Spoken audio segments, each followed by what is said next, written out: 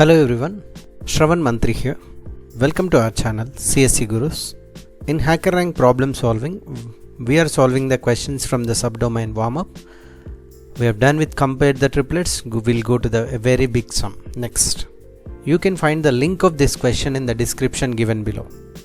In the problem statement, it is asking sum of elements in an array, but it's a very big sum, which means it might go beyond integer. If you clearly observe, it returns long. That means sum of array elements, which must be the long integer.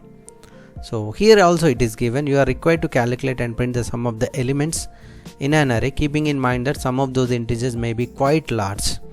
Even if you take some test cases, you can see the 5 values how large it is. You can see here the AR of I, the value inside it might go 10 power 10. If it is up to 10 power 9, which is actually 2 into 10 power 9, which is integer. So if it is going beyond that, that means you must think about the data type, which must be taken above integers. We will try to write the code in Java.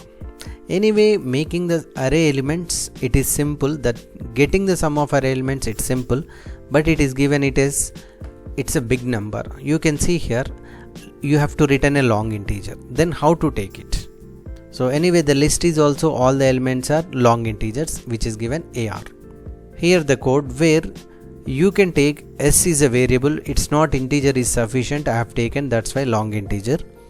And in the for loop I have used for each. Even you can go for loop also, int I starts from 0 I up to the size of the array I plus plus. But anyway, I am taking each and every element in the array. Then the option I can make it is for each loop to make it a simple code. So the meaning here is, so I'm taking I. What is I? Each element in the array. Anyway, all the elements are long integers, so that's why I kept here as the data type. If it is only integer, you must write instead of long, you can write int here. So let us suppose the elements are something like 1, like this 5. So what is I value here? It's not index, it's the value. So that's why s plus I is not an index, I is a value from the array. Each and every time when the for loop will iterate, first time I value is the first value in the array, maybe the next time something the value 25, so I value is 25, next time like this it will take each and every element in the array. When you want to take each and every element in the array, I recommend you can take like this for each loop, where for you have to write the data type of the elements and then give a variable name, a new variable name, and colon followed by what is a list name, and then sum it up every time. So sum value and finally return the sum. We will see the output here. That means we'll run the code. Is it correct or not? Yes, perfect. And submit the code. And anyway, only 2 test cases are there which are perfectly passed. So like this easily you can write. And also I recommend you to watch the top 90 data structure MCQs.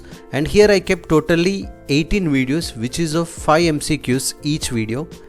Even I kept all those 90 questions as a single video, that is top 90 data structures MCQs. You can watch this one also, which is of almost 4 hours.